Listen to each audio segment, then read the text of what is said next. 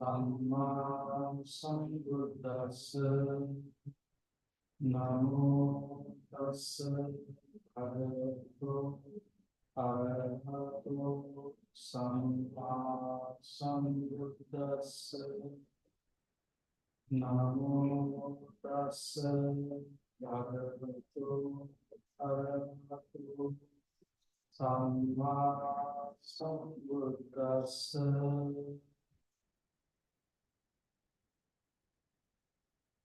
Good afternoon, dear friends in Dhamma. So, in this Dhamma talk, my topic could be Girimananda Sutta. Girimananda Sutta explain about the perceptions that we are supposed to develop. Now we are in the retreat, 3 characteristics: impermanence, suffering, selflessness. These are the 3 characteristics. In the morning, we got opportunity to listen to Bhante about these 3 characteristics, and then learning about these 3 characteristics, what we are supposed to do. We are supposed to develop our insight. Perceptions are very important. So in Girimananda Sutta, the Buddha explained to the giving us advices what kind of perceptions that we are supposed to develop. There are 10 perceptions that Buddha mentioned here in Girimananda Sutta. Girimananda Sutta delivered by the Buddha with the invitation of Venerable Ananda. Venerable Ananda came to Buddha and then asked to go and see Venerable Girimananda because he was very sick. According to the Venerable Ananda Thera's explanations, it looked like Venerable Girimananda was in his last stage. He was in dying bed. So then he invited to the Buddha, Venerable Sir, please go and visit Venerable Girimananda because he is in very critical condition. Then the Buddha said, Ananda, it's better you learn 10 perception and go and tell Venerable Girimananda to develop his mindfulness through developing these 10 perceptions. So then Venerable Ananda learned under the guidance of the Buddha about these 10 perceptions, and then went to Venerable Girimananda and then explained about these 10 perceptions. So this is the Girimananda Sutta's background story. After listening to Venerable Ananda, not to the Buddha, Venerable Ananda, Venerable Girimananda was able to get up from his sick bed. So this sutta in one side, this is the oldest medical evidence. It's the sutta explains the way how we get sickness. What kind of sicknesses are there?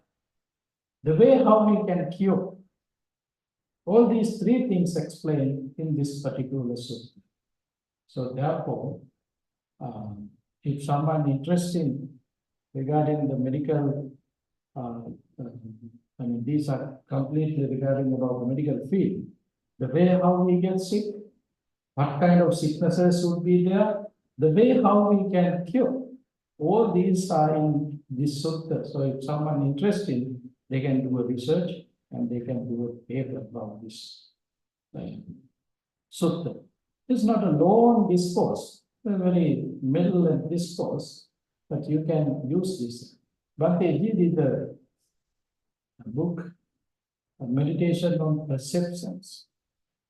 Meditation on perception. So it's completely regarding these 10 perfections, how we can use as a meditation tool. So, but anyway, this sutta is very important for us because we have the thoughts to live without any burdens in our life, particularly about without facing any difficulties regarding his sicknesses. We have that thoughts. We have that wishes. That's why if something happening, I mean, just think about a small headache. We like to go to get Thailand. We don't want to give any opportunity there because we like to live happily, peacefully, without any kind of sickness. So then, this sutta is very important for all of us because it's explained the way how we can get sick.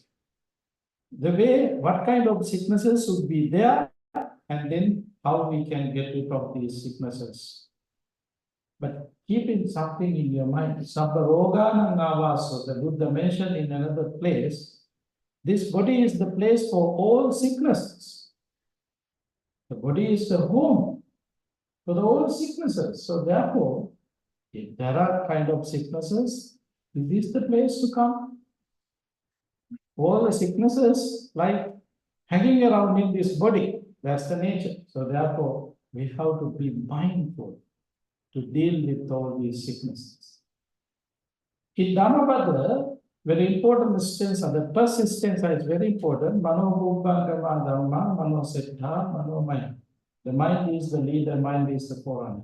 Everything happening according to our mind. So therefore, you are not behaved well, you are not mindful, basically, you are inviting all the sicknesses come and stay in this body, in other way.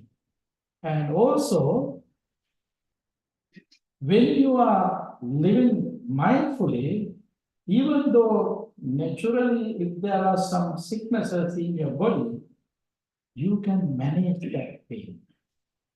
You can manage that thoughts regarding that sicknesses. So you can reach your goal even though body does not support you because of your mindfulness. One day, the Buddha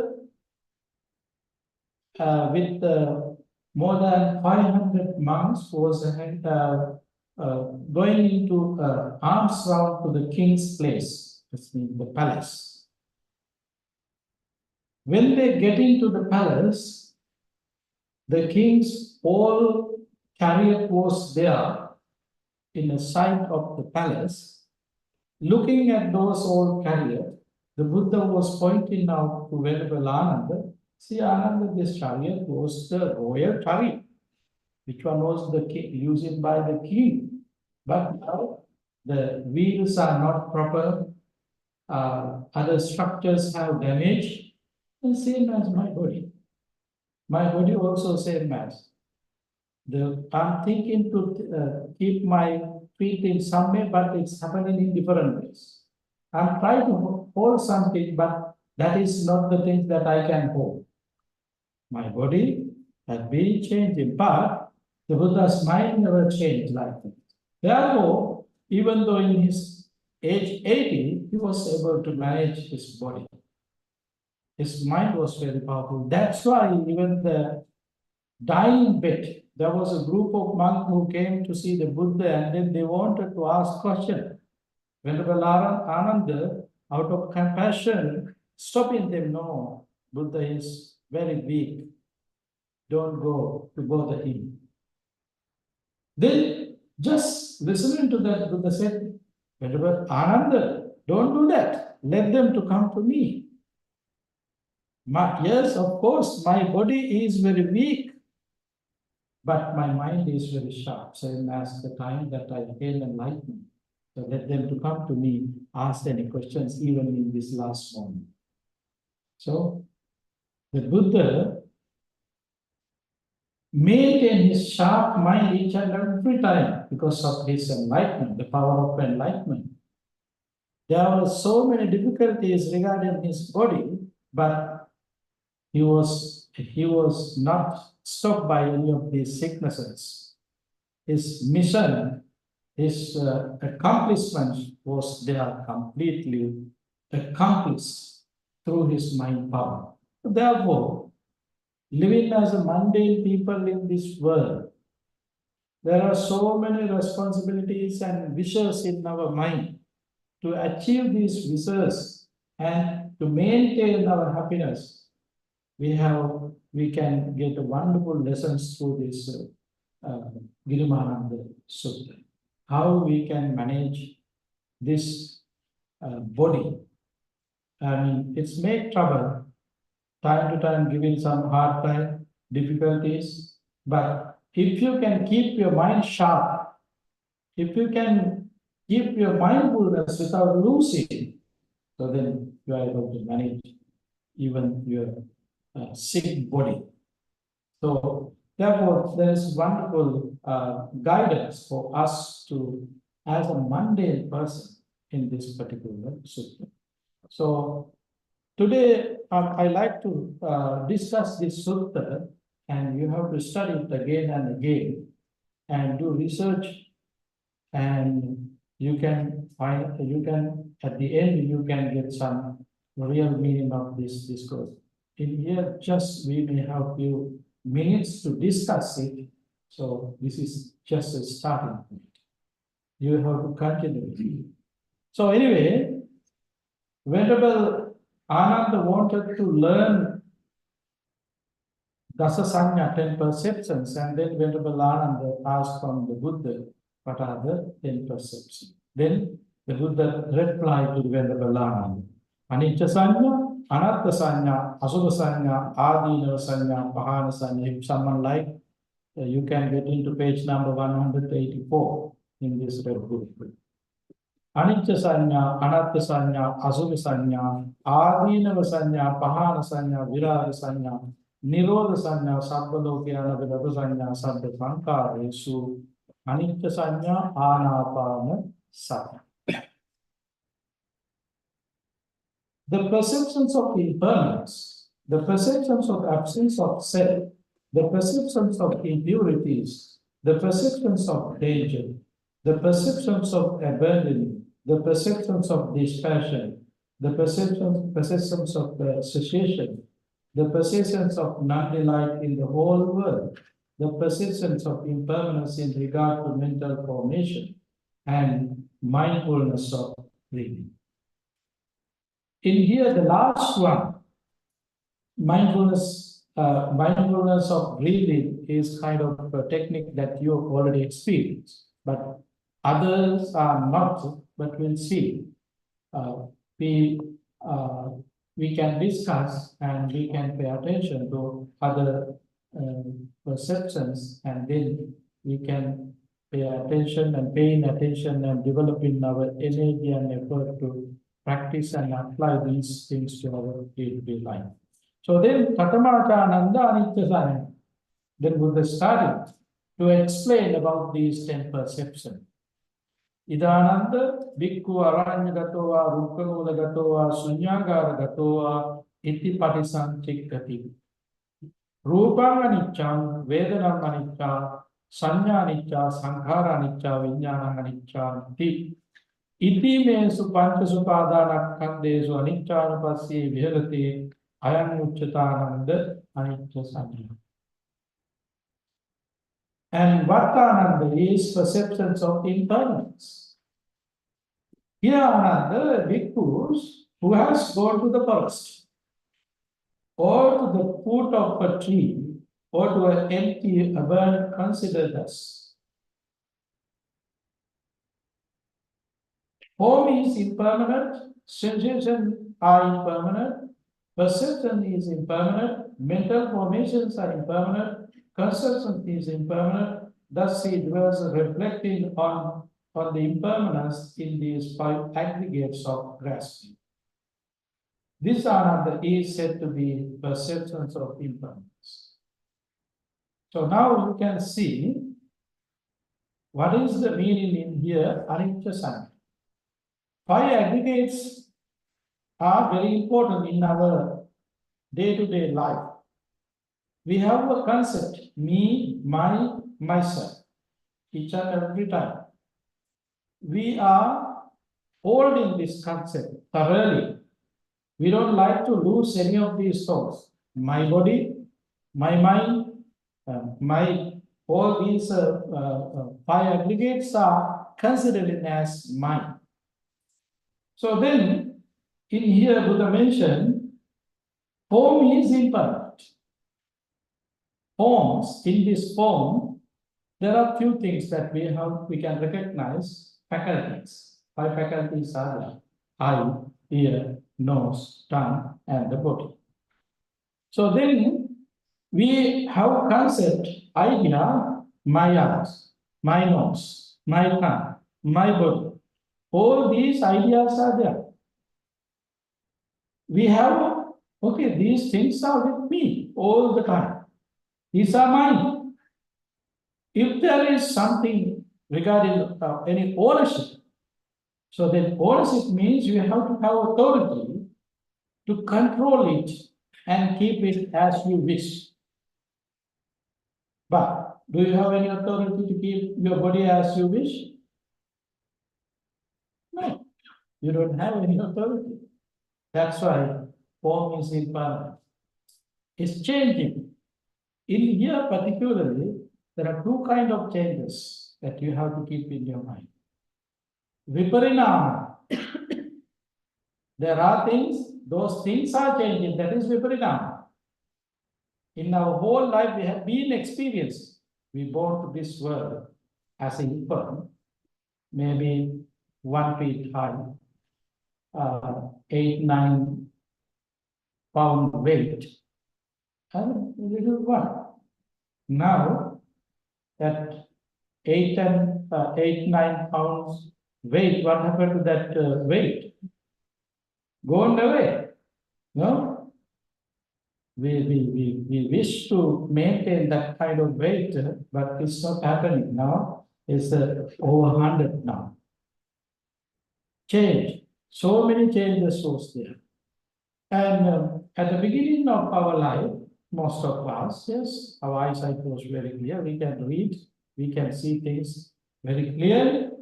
But few years later, that clearness went away. We were not able to recognize things very well. So then we got the support. I started to wear this one when I was 19.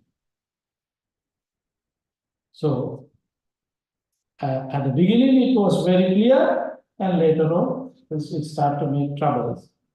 So then we got the support. When the teeth are losing, you're ready to go to dentist and get some support. Sometimes perhaps we have completely outside things in our mouth now. So luckily I don't have that matter yet. It's coming very soon. So then we don't wish those things to happen. But is there any authority to control? No, this is Viparinama. This is Viparinama, the Pali word. Viparinama, changes. So that's why in here, we have to develop perceptions, views. Form is impermanent. This body is impermanent. Even though I have thoughts, my eyes, my ear, my nose, my tongue, we have just a concept because of our ignorance. Those are not really mine. Those are not really mine. So then, thinking thus, we can develop our perceptions. Form is impermanent. Form is impermanent. Sensations are impermanent. Feelings arising and disappearing. Arising and disappearing. That's the things happening. You can't hold it. So you have to be aware.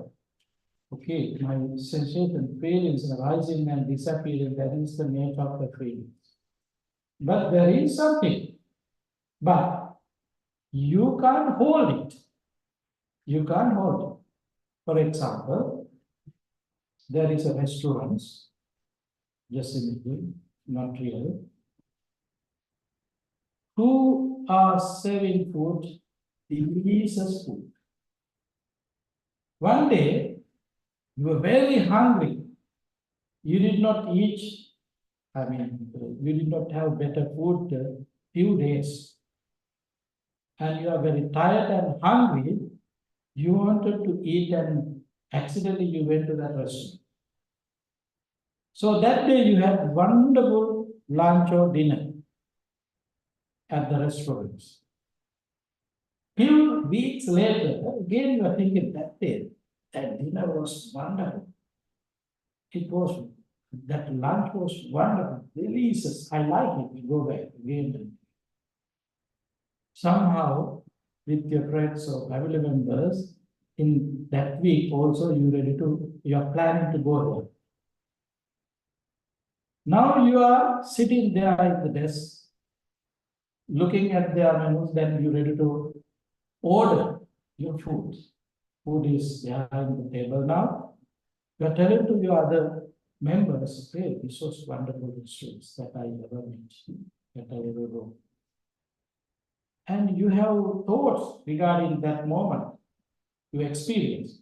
All these are just manasikara, just thoughts, mere thoughts.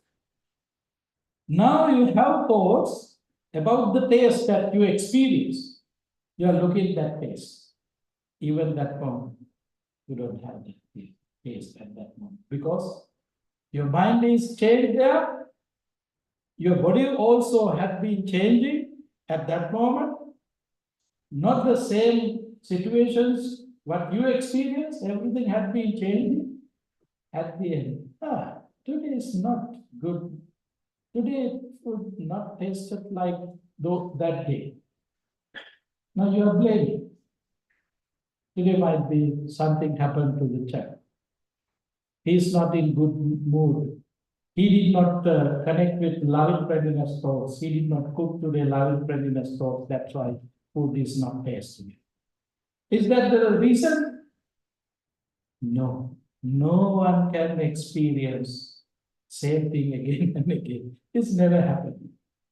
That's why if someone seen a river, if someone say, I have seen this river before, no, it's never happened. That water already gone. The person already has changed. So then both objects have been changed. Then how we can create that situation again and again? It's never happened. So feelings are changed. There is nothing to hold anything. Eating, that was the feeling that you have, but it has been changing. So sensations are impermanent. Perceptions is impermanent. Even the perceptions is impermanent. That is, just think about looking at something. Apple. You are recognizing this is apple. What kind of apple? There are so many criterions, apple criterions are there. So then you are recognizing, oh, this is kind of a honey crispy apple. I know the taste. You have that perceptions in your mind. You reach in it and picking it up, and you're ready to eat. But your perceptions, what create in your mind, is different today. You don't have same feelings, same perceptions with regarding that object. It has been changed. So now you have different experience regarding that. So therefore, in our whole life, what we are doing, what we are collecting all this information. But those information are not same as the information that you got in previous, as well as in the present moment, in the future. Each and every moment, each and every time that you experience, all these have been changed. No one can stop that. So perception is impermanent. There's nothing permanent perception. That's why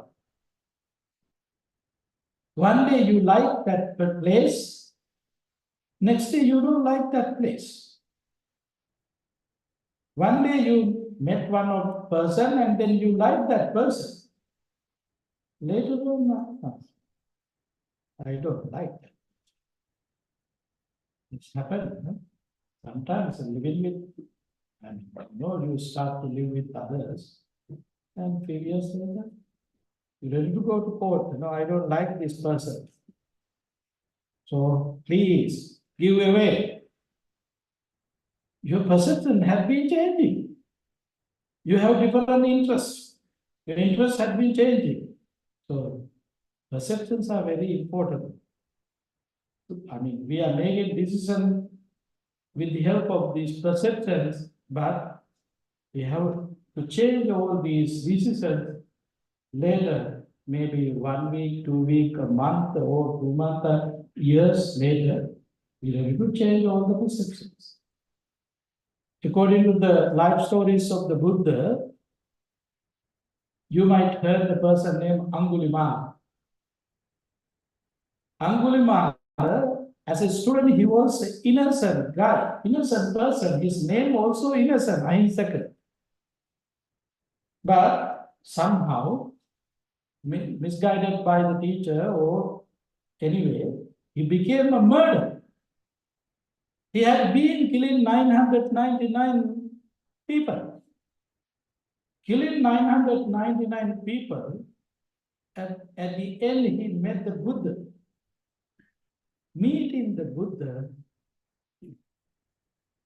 there was a wonderful conversation with the Buddha. He was trying to catch the Buddha.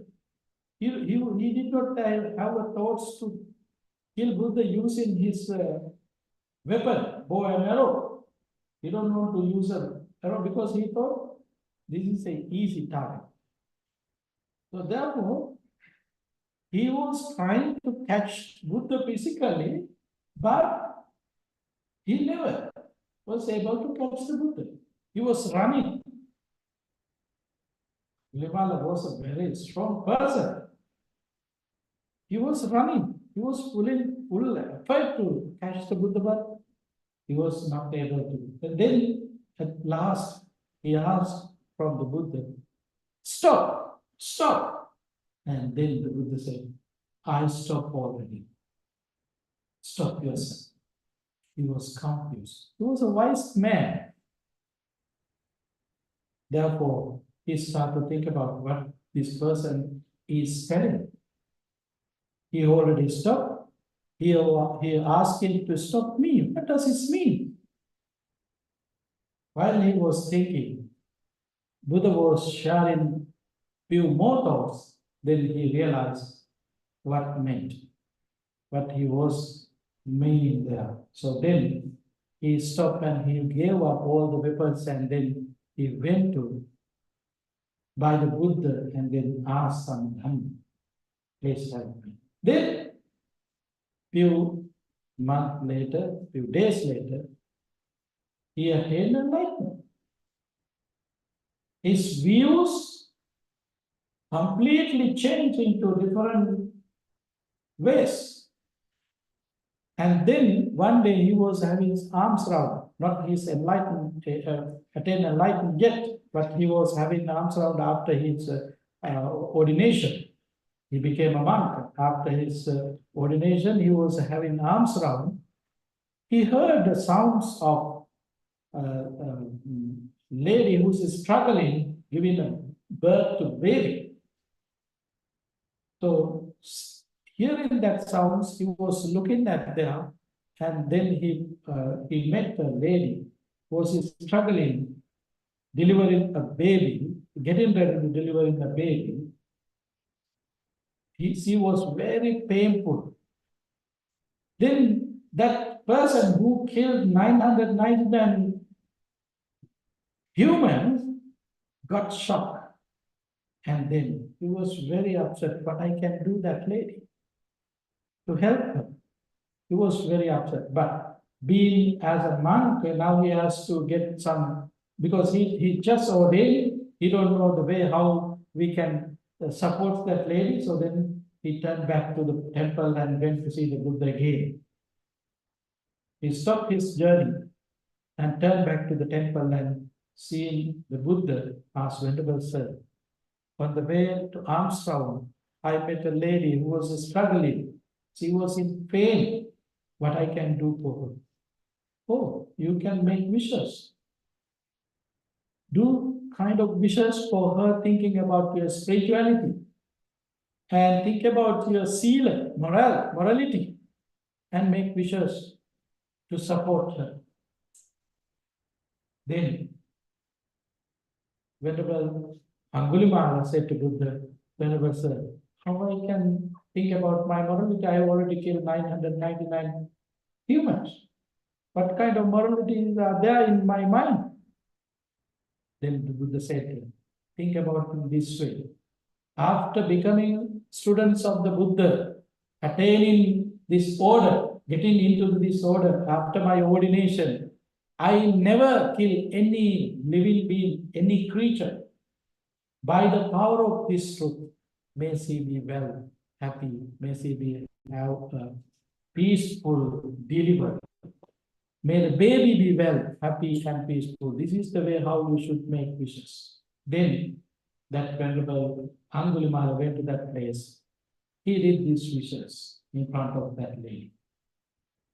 So in the commentary books it's explained, yes, it happened in that way. So then he created a new tradition. Even today, in Buddhist countries,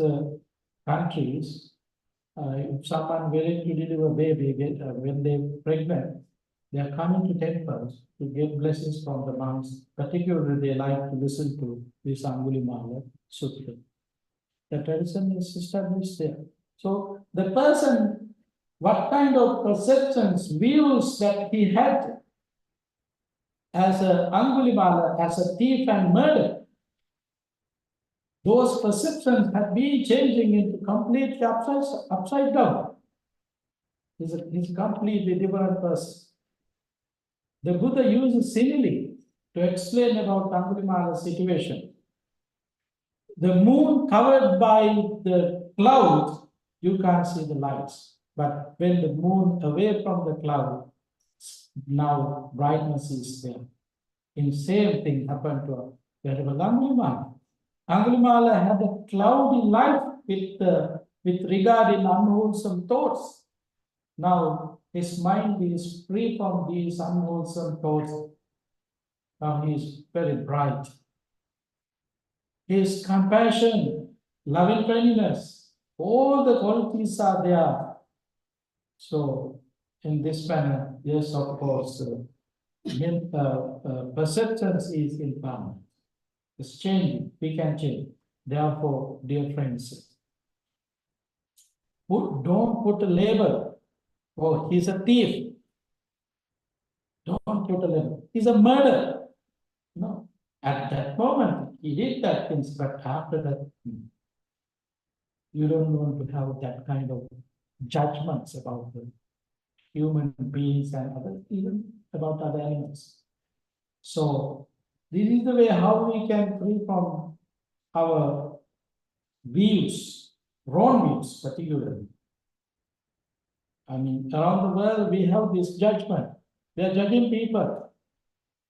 We have some kind of we are making decisions about the people just looking at their outside. We don't know the inside. Therefore, yes, that might be happened from that person.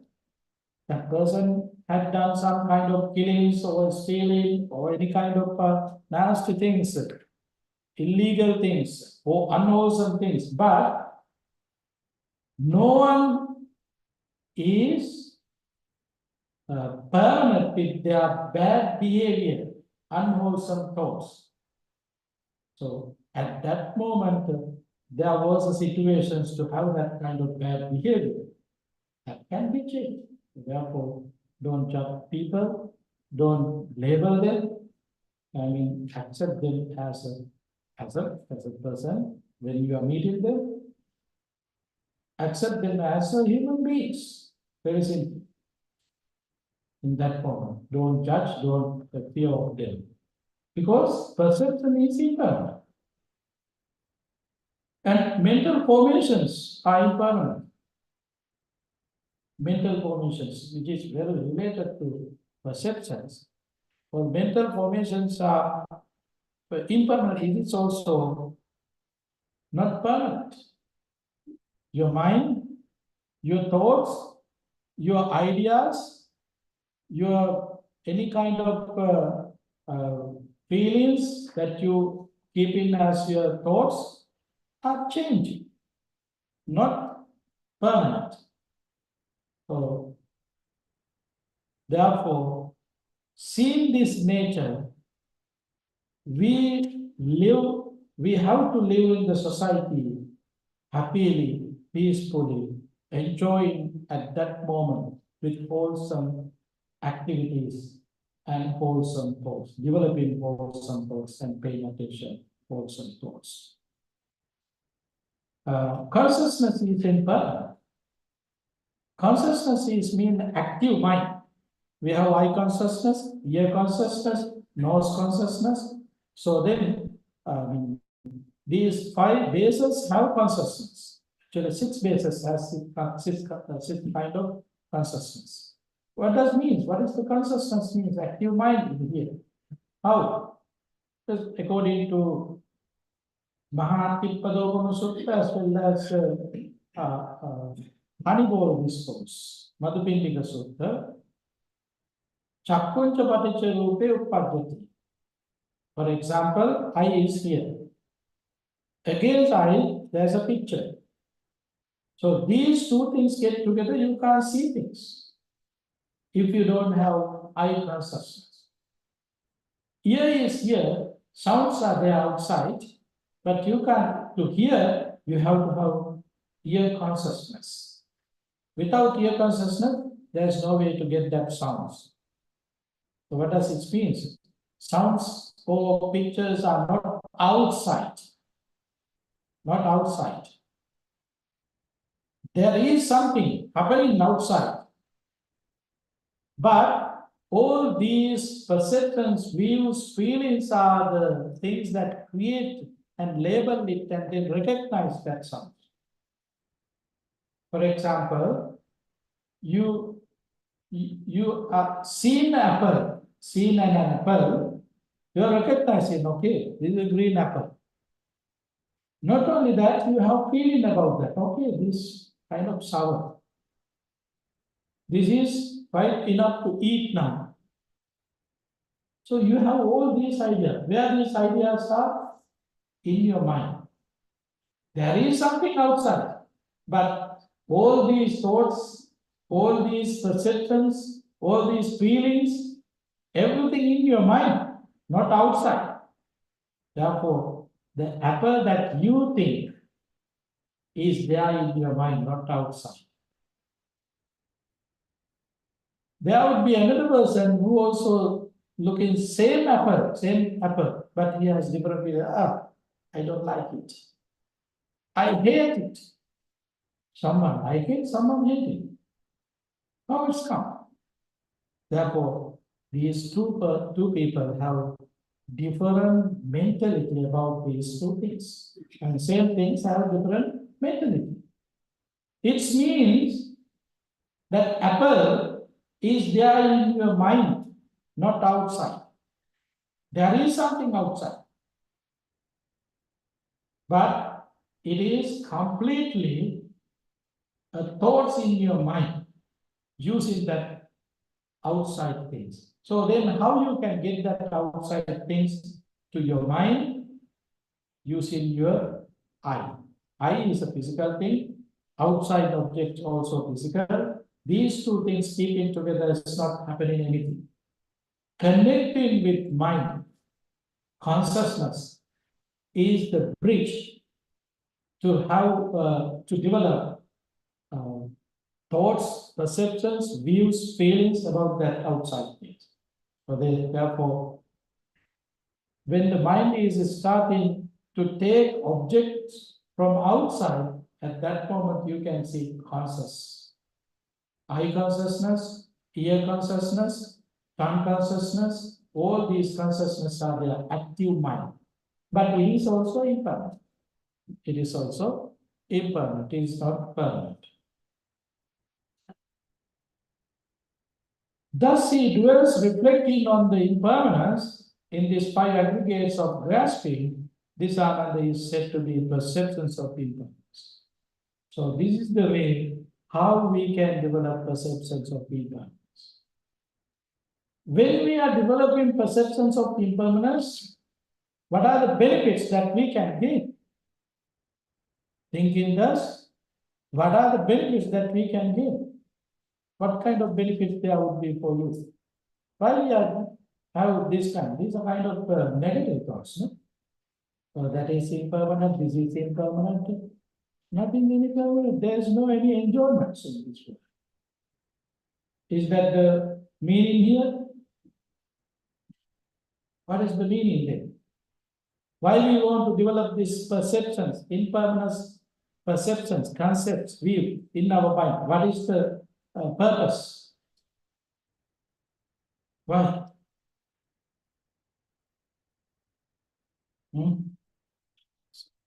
Live without worries.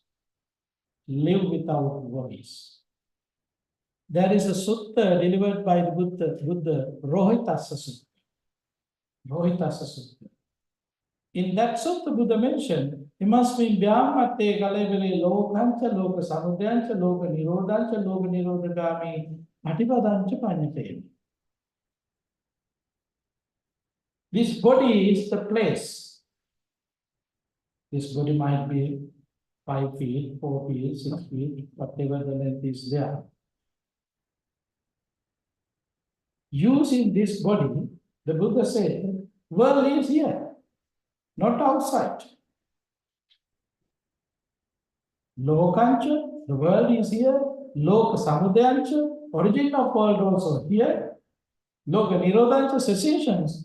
The way how you can end world, everything is here regarding this body, regarding your body. The Buddha advised us. So in this manner, the world is something created by our mind, our perceptions, our views. So then, thinking about this impermanence, this reality helping us to develop our equanimity. Equanimity. We are not grasping anything, we are not holding anything, we are not developing our desire. Why? There's nothing to hold, there's nothing to develop our greed. But you have to take care of it. That is your duty. This body is here now in this moment. No one can say there's nothing to take care of the body. Yes, this body is here. So then, what are you supposed to do? We are not supposed to develop our greed, hatred, and anger, ignorance.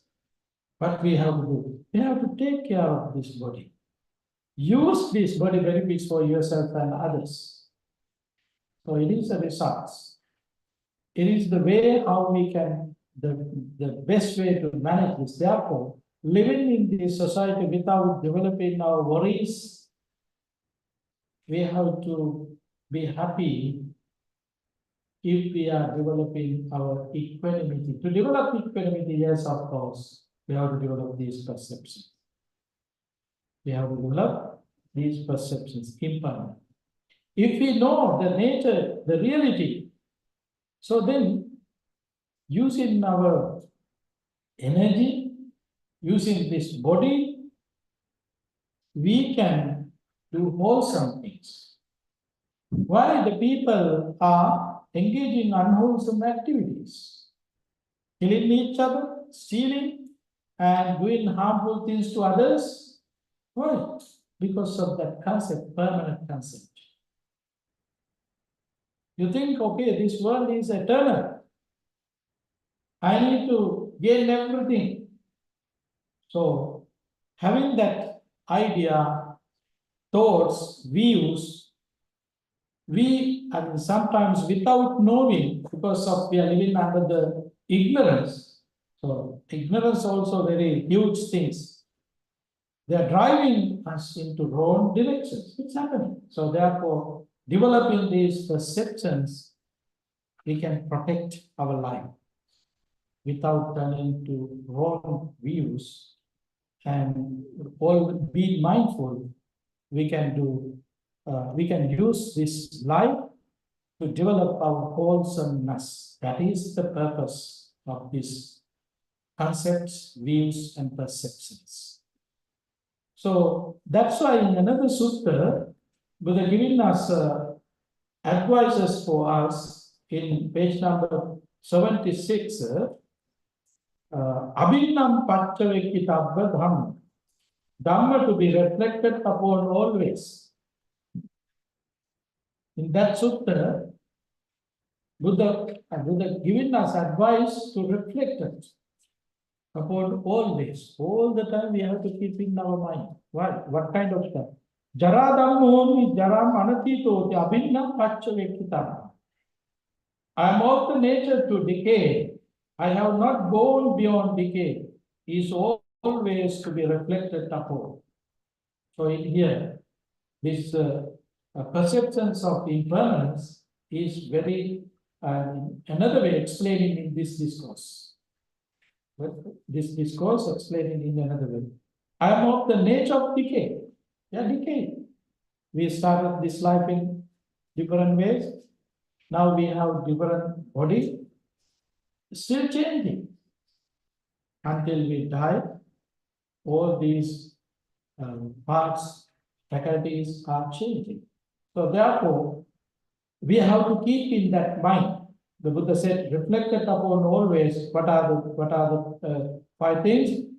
I am of the nature to decay. Do you know what is happening to your body? It's decay.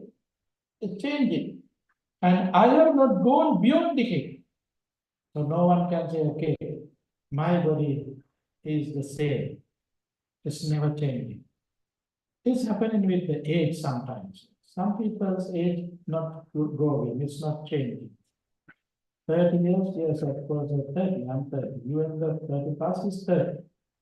Some people still staying in 16, it's happening. But body is not staying same. It's changing. Because the age is regarding their count ability. If they are forgetting to count few years, so they don't know that. No? But it looks like it's something regarding the mind, but in here, regarding the body, no one can stay without change. Eye is changing, ear is changing, nose is changing, whole body is changing. It's decay. It's decay. No one can stop that. But your age can stop your mind. It is completely depending on your perceptions. I am of the nature to be disease. I have not gone beyond disease. Vyadi Dhammo, disease. As I mentioned, Sabba Roganang Avaso, this is the place for the all sicknesses. So it is not easy to stay without getting any sickness. Is there someone who is even never used even the Tylenol in your whole life? It is impossible. There might be some strong people, but it is not easy things. This is the nature of the body. Sabba Roganam Avaso. The home for sicknesses is the body. So therefore it's coming and going, not permanent. And I am the nature of the die. I have not gone beyond the die. Each and every moment we are experiencing, we are dying. But we don't recognize it. But we can recognize the last death. Last death means, according to the Dhamma, Achiran Vatayan Kayo Patavin Adisesati Chuddhu Apete Vinyano. When the mind departed from this physical form, that is the time that you recognize that person died. This is the definitions of the death about in Buddhism. When the mind departed from the body, then body becomes a useless log. Then you're ready to cremate that body and grounded that body, sometimes given into animals. No, some traditions, they do. And sometimes you like to put it into a box, keep there in some places. so many things can do. But is that person there? No. Just a body is there. Few days later, even you can't recognize that person, that body also. I mean, we have label, okay, so yeah, but few days later, even you can't recognize. So, dying is the nature, it's on the way. We are dying each and every moment. Every nanosecond we are experiencing death, but we don't recognize it. But anyway, at that moment, when the mind departed from the body, the physical body, then when the body becomes useless, you have eye, ear, nose, tongue, all these faculties are there, but even though you have eye, you can't see the picture. Even though you have ear, you can't hear the sounds. You have tongue, but you can't taste. So at that moment, you really recognize he's a dead body. He died, he's gone. So the Buddha asks to reflect upon always. And all that is mine, dear and delightful, will change and vanish. Is always be reflected. There are concepts. What kind of concept is there? This is mine, I like it. These are mine, I like those. You have that ideas, thoughts in your mind, but keep in your mind. Will change and vanish. Even though it is beautiful now, in this moment, it's made happy, but that happiness or the nature of that things, outside things, not able to maintain forever. In this moment, yes, it's beautiful. Enjoy that moment. Keep it in your mind. It's subject to change. It will decay. Keep that in your mind. And all of my karma, here to my karma, born of my karma, related to my karma, habit supported by my karma, whatever karma I shall do, whether good or evil, all that shall be there here, is always to be reflected upon. You are the one of your karma. So, I am one of my karma. I born to this world because of my karma. And so many things happening to me according to my karma. So karma is one of very important things. What is the karma means then here? Sometimes some people say, I don't do any bad karma. I'm a good person. So therefore I don't want to do particularly good things. You might hear these things from some other people. I'm a good person. I don't do any karma. Is there anyone can live without doing any karma, accumulating any karma? No way. According to Mahatmapadogama Sutra and Madhupindika Sutra, each and every moment we are accumulating karma. We are creating our karma. How? Chakkunta paticca rupe uppajjati tinnang kangati passo. Chakku, eye is here. There's a picture. Then eye consciousness is the things there. These three things working together. Feeling arise. So then, when the feeling arises, then connected with consciousness. So you have at the feeling stage, you have different kind of feelings there. You have feelings, I like, I don't like, and neutral. There are three kind of feelings.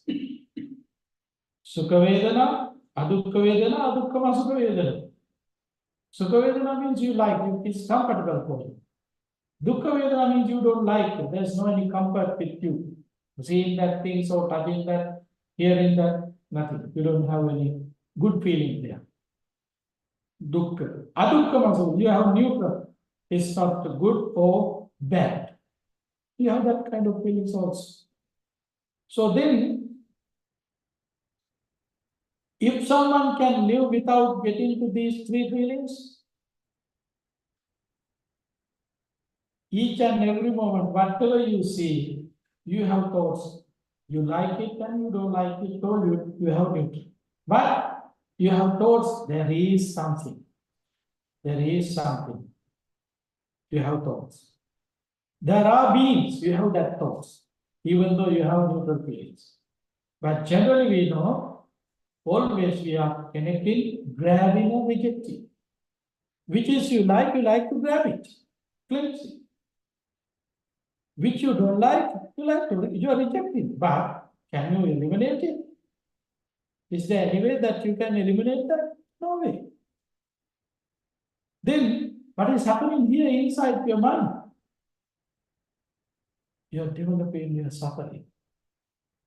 You like something, you are ready to grab it, and you are rejecting something, but you can't delete it. That thing is there. That's why sometimes I don't like to see that face. But you can do that. Perhaps if you are staying here few weeks, you don't like to see me, definitely I know. But you can't change me. I'm here. What you can do? You have to, you have to bear, you have to develop your equanimity. So each and every moment we are, without knowing, we accumulating karma. If you have thoughts, okay, I like it, you are accumulating karma. If you have thoughts, I don't like it, you are accumulating karma. If you have thoughts, okay, you don't have accepting or rejecting, neutral feelings, but you have thoughts, there is something. There is something. That is your ignorance. So you are accumulating. So accept or reject or you neutral, it doesn't matter, you are accumulating karma. So who can live without karma? Someone can live without believing karma. That's fine, but no one can live without karma. So we are a result of the karma. The people who are not able to see this scientific method, they believe I'm a creation of the God, I'm creation of the superpower. Because they don't develop their scientific approach, scientific method. So therefore, they're far away from that science. Science means it's thinking ability. So therefore, they believe I'm a result of the creation. The creative God is there who created me. They don't have karmic concept. But the real situation is karma is the energy. Karma is the energy. We don't have any other words to use in this foreign language. That's why we are borrowing that word energy. If really it is energy, you can measure the energy. But in here, the karmic energy is not able to measure. You can't measure it, but energy. So energy is not creation of someone else. Energy created by itself. My karma is created of me. My karma, we can divide it into three groups: greed, hatred, and ignorance. Greed, hatred, and ignorance. These are the unwholesome roots. And also there are three wholesome roots. No greeds, no hatred, no ignorance. These are wholesome. Greed, hatred, and ignorance are unwholesome. So therefore, each and every moment, what we are doing is accumulating karma. Someone can say, I don't believe karma. Yes. If that person not develop their mind, they don't have that scientific approach. So therefore, they can say, I don't believe karma. Of course. But no one can live without karma. That is reality. That is the universal truth. Karma is not the creation of the Buddha. The Buddha did not create any karma. Buddha explained about the karma. So, therefore, we have to reflect upon about this karma, the energy. Why? Everything is imperfect. That's why we have to reflect upon always about these perceptions, views, to develop our mind, live with equanimity. To develop our equanimity is the most important things. Otherwise, if we don't develop our equanimity, worries are increasing. Worries are increasing. Troubles are making there. And so many barriers would be there. Always we are crying, lamentating, unhappy. There is no happiness because you don't have equanimity. So, dear friends, in this world, there are so many living beings, not just you, not just me. We have to share. Even the breath we have to share with others. Inhalation and exhalation, no one can, okay, you're not supposed to take my breath. How we can say? The richest person in the world is that person can say, okay, I'm the richest person, I own this area, you're not supposed to come and breathe in here. Is there any way that we can make a protections plan like this? No, not trespassing, you can put that label. But no one can say, no, breathe in here. Therefore, friends, we have to share everything. So that's why we have to develop these perceptions of impermanence. We have to develop these perceptions of impermanence. The Buddhism means you are killing your ego and you are developing your loving kindness, compassion, sympathetic joy, and equanimity, these qualities. This is the meaning of Buddhist application. Buddhist applications means noble eightfold path. So we want to live happily and peacefully. To live happily and peacefully, yes, of course, you have to develop these perceptions. Without develop these perceptions, no one can change the world. We are talking about change the world, change the society.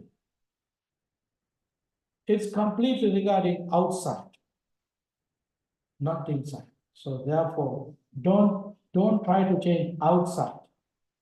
Change yourself. Change yourself. Change your views. Change your perceptions. You can change the world. You can change the world. If someone coming to this world to change the society, don't believe it. It's not happening. You already experienced that. It's not happening. If someone say, I can change the world, no one can change the world. Change your views, perceptions yourself. To change your views, perceptions, of course, yes, we have to develop these things. According to the Girimananda Sutta. Time has up, so, but we were able to talk about only one thing. Just we started the Girimananda Sutta. There are 9 facts that we have to talk in Girimananda Sutta. We'll take them. If we have few more days, we may be able to discuss those things. I think this is the most important thing. That's why we took that much. But you can take a break now and come back with the questions. If there is any questions, you can write down it and put into that box. And then we can use all the questions in our Q&A session. Thank you very much.